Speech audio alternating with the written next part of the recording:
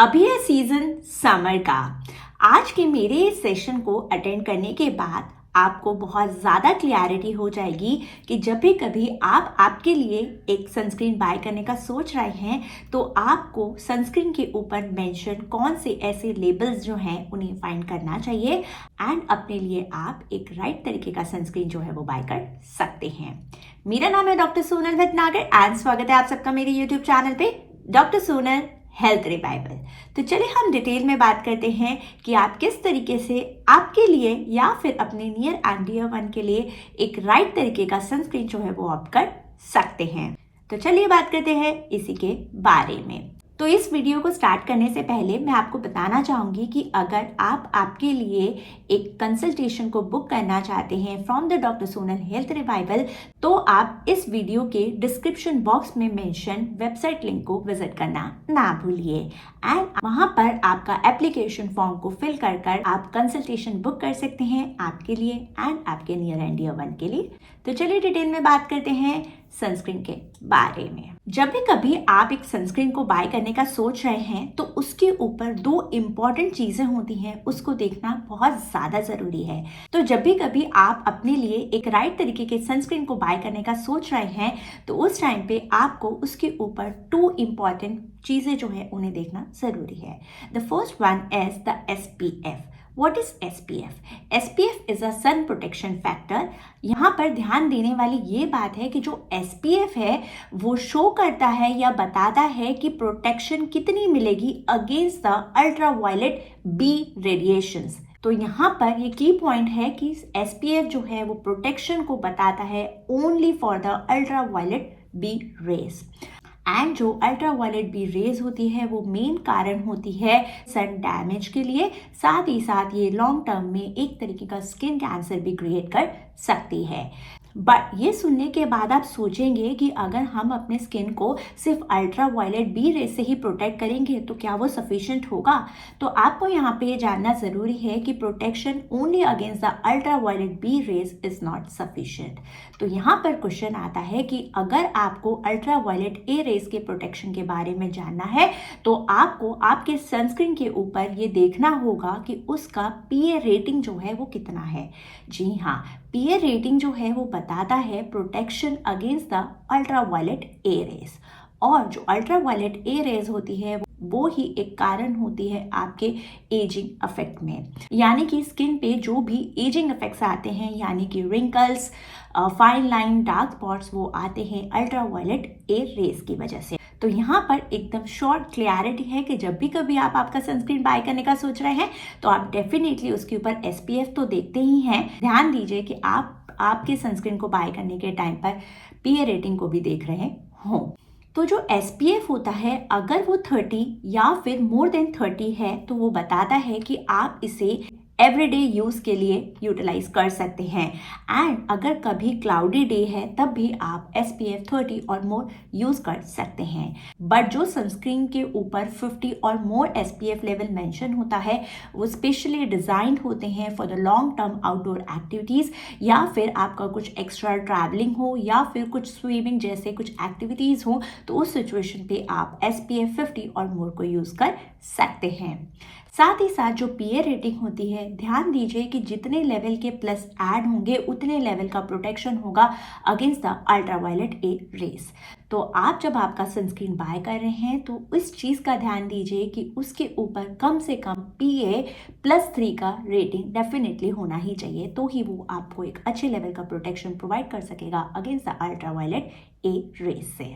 तो ये तो मैंने आपको बताया ऐसी कौन सी दो चीज़ें हैं जो आपको स्पेसिफिकली फोकस करनी है before buying your sunscreen lotion और द जेल। अब मैं आपको बताने वाली हूँ कुछ ऐसे इंग्रेडिएंट्स या फिर कुछ ऐसे टर्म्स जो मेंशन होते हैं सनस्क्रीन के ऊपर जो एक क्लियर कट इंडिकेशन करता है कि आपके लिए वो सूटेबल है कि नहीं। तो सबसे पहले आता है हाइलुरोनिक एसिड। जी हाँ, हमारी जो मदर नेचर है उन्होंने हमारे स्किन के ऊपर किसी तरीके के नेचुरल मॉइस्चराइजिंग फैक्टर्स जो हैं वो प्रोवाइड करे हैं। तो जो hyaluronic एसिड होता है वो मिमिक करता है इन्हीं नेचुरल मॉइस्चराइजिंग फैक्टर्स को। तो जो hyaluronic एसिड होता है वो मॉइस्चराइज एंड हाइड्रेट करके रखता है आपके स्किन को। कैसे? hyaluronic एसिड जो होता है उसकी प्रॉपर्टीज होती है कि वो वाटर को अट्रैक्ट करता है from the environment and also from the deeper layer of the skin and available करवाता है आपके स्किन सरफेस पे, जो एक तरीके का हाइड्रेटिंग इफेक्ट प्रोवाइड करती है आपके स्किन को। अगर आपको ड्राई स्किन का इशू है एंड आप अपने स्किन को हाइड्रेट करके रखना चाहते हैं तो डेफिनेटली आपको hyaluronic एसिड या फिर ग्लिसरीन जैसे लेबल को फाइंड करना चाहिए आपके सनस्क्रीन, लोशन या फिर जेल में। दूसरा है नियासिनामाइड, जो एक तरीके का विटामिन B3 है। यदि आपको सन रिलेटेड रेडनेस, इन्फ्लेमेशन या फिर डार्क स्पॉट्स का इशू है तो आपको डेफिनेटली नियासिनामाइड जैसे लेबल को फाइंड करना चाहिए आपके सनस्क्रीन में, क्योंकि नियासिनामाइड कंटेंट वाले सनस्क्रीन को यूज करने से आप एक तरीके का soothing and Kameng effect provide कर पाएंगे आपके स्किन को। तो आपको इस सिचुएशन पे नियासिनामाइड जैसे लेबल को डेफिनेटली फाइंड करना चाहिए आपके सनस्क्रीन में। The third one is the vitamin C। जी हाँ, अगर आप dark spots, uneven skin tone या फिर डलनेस जैसे इशू को फेस कर रहे हैं तो आपको डेफिनेटली आपके सनस्क्रीन में विटामिन C जैसे लेबल को फाइंड करना चाहिए, क्योंकि विटामिन C जो है वो हेल्प करता है in providing the glow and the brightness to the skin. साथ ही साथ ये रिड्यूस करता है डार्क स्पॉट्स को भी। फोर्थ वन इज, अगर आपको बहुत ज़्यादा स्वेटिंग का इशू है तो आपको आपके सनस्क्रीन पे स्वेट रेजिस्टेंट या फिर वाटर रेजिस्टेंट जैसे लेबल को फाइंड करना चाहिए, क्योंकि ये इस फॉर्मुलेशन पे बेस्ड होते हैं कि वो लॉन्ग टर्म तक आपके स्किन पर स्टे करते हैं, इवन अगर वाटर या फिर स्वेट रिलेटेड जैसे इश्यूज क्रिएट हो रहे हैं तो भी। The fifth one is the oily skin. अगर आपका स्किन बहुत ज़्यादा ऑयली है, ऑयली होने के साथ साथ अगर बहुत ज़्यादा एक्ने प्रोन भी है तो आपको उस सिचुएशन पर ऑयल फ्री या फिर नॉन कॉमेडोजेनिक जैसे लेबल को डेफिनेटली फाइंड करना चाहिए, क्योंकि इस तरीके के प्रोडक्ट या फिर सनस्क्रीन में ऐसे प्रोडक्ट्स डाले जाते हैं जो आपकी स्किन को फ्री करके रखते हैं from the oil. The sixth one is the very sensitive skin type. जी हाँ, अगर आपका स्किन टाइप बहुत ज़्यादा सेंसिटिव है और आपको ऐसा फील होता है कि आप अपने स्किन पर कुछ भी चीज़ अप्लाई कर नहीं सकते हो, या फिर अगर आपको कोई भी सनस्क्रीन या फिर कॉस्मेटिक प्रोडक्ट को आपके स्किन पर लगाना होता है तो आपको एक तरीके का डर लगता है या फिर आप ऐसा सोचते हैं कि ये कहीं कुछ रिएक्शन तो नहीं कर देगा, तो उस सिचुएशन पे अगर आप आपका सनस्क्रीन बाय करना चाहते हैं तो आप उसके ऊपर हाइपो एलर्जेनिक जैसे लेबल को फाइंड करना ना भूलिए, क्योंकि ये इस तरीके से बनाए गए होते हैं कि वो कम से कम प्रोबेबिलिटी रखते हैं एलर्जिक रिएक्शन की। एंड साथ ही साथ उसके ऊपर आप फ्रेग्रेंस फ्री जैसे लेबल को भी फाइंड कर सकते हैं। जितना कम फ्रेग्रेंस होगा उतना ज़्यादा कम पॉसिबिलिटी होगा एलर्जिक रिएक्शन का।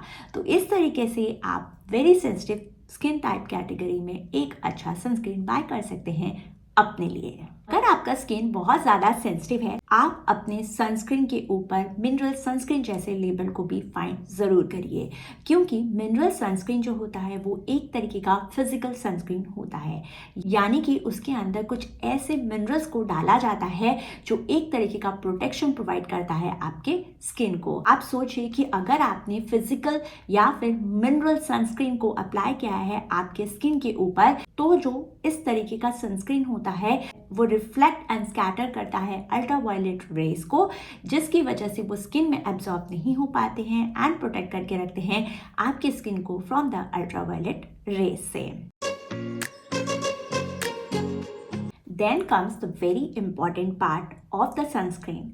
आपने बहुत बार ये देखा होगा कि सनस्क्रीन को अप्लाई करने के बाद एक तरीके का वाइट लेयर या फिर वाइट कास्ट जो है वो क्रिएट हो जाता है आपके स्किन के ऊपर। तो अगर आपने भी इस तरीके के इशू को फेस किया है तो मैं एडवाइस करूंगी तो जितना हो सके आप आपके सनस्क्रीन के ऊपर शेयर, इनविजिबल, टिंटेड जैसे लेबल को फाइंड करना ना भूलिए, क्योंकि ये एक तरीके के फिजिकल सनस्क्रीन होते हैं। यहाँ पर मैं आपको बताना चाहूँगी कि जो सनस्क्रीन होते हैं वो 2 टाइप्स के होते हैं। एक होता है फिजिकल सनस्क्रीन एंड दूसरा होता है केमिकल सनस्क्रीन। फिजिकल सनस्क्रीन जो होता है वो रिफ्लेक्ट कर देता है एंड स्कैटर कर देता है अल्ट्रावायलेट रेज को फ्रॉम द स्किन, जबकि जो केमिकल सनस्क्रीन होते हैं एंड जब आप आपकी स्किन पर उसे अप्लाई करते हैं तो वो एब्जॉर्ब कर लेते हैं अल्ट्रावायलेट रेज को एंड देन उसको कन्वर्ट करते हैं हीट में and after that gradually release कर देते हैं आपके स्किन से। तो अगर आप चाहते हैं कि आप एक सनस्क्रीन बाय करें एंड वो आपके ऊपर वाइट लेयर भी प्रोवाइड ना करे तो उस सिचुएशन पे आप केमिकल सनस्क्रीन को ऑप्ट कर सकते हैं। और अगर आप फिजिकल सनस्क्रीन यानी कि आप मिनरल सनस्क्रीन को ऑप्ट कर रहे हैं तो ध्यान दीजिए कि उसके ऊपर शेयर, इनविजिबल, टिंटेड इस तरीके के लेबल ज़रूर मेंशन हो, क्योंकि इसके अंदर जो फिजिकल सनस्क्रीन के जो इंग्रेडिएंट होते हैं जैसे कि जिंक ऑक्साइड या टाइटेनियम डाइऑक्साइड, तो जो ये पार्टिकल्स होते हैं वो बहुत ही माइक्रो साइज्ड या फिर नैनो साइज्ड के होते हैं जो वाइट लेयर क्रिएट नहीं करते हैं आपके स्किन के ऊपर। आखिरी में जाते जाते मैं एक और इम्पॉर्टेंट टिप एंड ट्रिक्स आपको बताना चाहती हूँ, स्पेशली फॉर द लेडीज़। सबसे पहले तो एडवाइस किया जाता है कि जब भी कभी आप सनस्क्रीन को अप्लाई कर रहे हैं एंड आप बाहर जाने वाले हैं तो आप सनस्क्रीन को कम से कम 20 मिनट्स पहले अप्लाई करिए अपने स्किन पे एंड देन ही स्टेप आउट करिए आपके घर से। दूसरी इंपॉर्टेंट चीज़ है कि आपको after every 2 hours per sunscreen का जो लोशन या फिर जेल फॉर्म में आपको अपने स्किन पर अप्लाई करते रहना चाहिए उसके लॉन्ग टर्म इफेक्ट के लिए। साथ में आपको ध्यान देना चाहिए कि अगर क्लाउडी डे है तो उसमें भी डर्मेटोलॉजिस्ट जो है वो एडवाइस करते हैं कि आपको मिनिमम SPF 30 का सनस्क्रीन डेफिनेटली अप्लाई करना चाहिए आपके स्किन पे। यहाँ पर एक और चीज़ ध्यान देने वाली है, जो लेडीज़ कुकिंग करती हैं उनको भी डर्मेटोलॉजिस्ट जो हैं वो एडवाइस करते हैं कि उनको सनस्क्रीन को जो है अप्लाई करना चाहिए अपने स्किन के ऊपर, क्योंकि कुकिंग करने के टाइम पर भी कुछ ऐसी रेज आती हैं जो हार्म कर सकती है आपके स्किन को। तो उस सिचुएशन पे भी आपको मिनिमम 30 SPF वाला सनस्क्रीन डेफिनेटली अप्लाई करना ही चाहिए। साथ में मैं लेडीज़ को एक और ट्रिक बताना चाहूँगी।